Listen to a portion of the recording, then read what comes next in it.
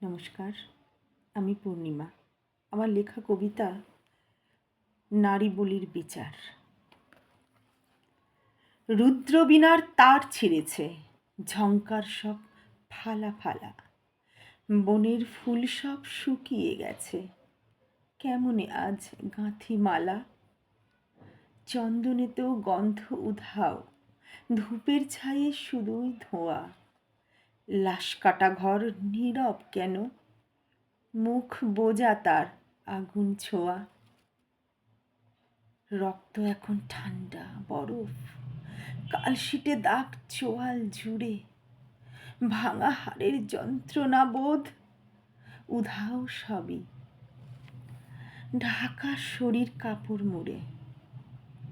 লাল গোলাপের পাপড়িগুলো ছিন্ন হয়েছে সব, ধ্রুবতারা পড়েছে খসে, নেই কোনো জনরব।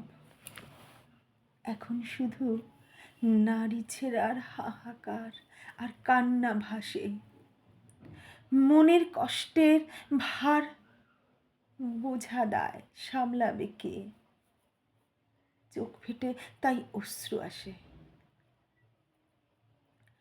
আত্মহত্যার কেস সাজাতে ব্যস্ত ওরা, সময় যে কম। মুখোশ পরা ভদ্রবেশী ছিনিয়ে নিয়ে নারীর সম্ভ্রম।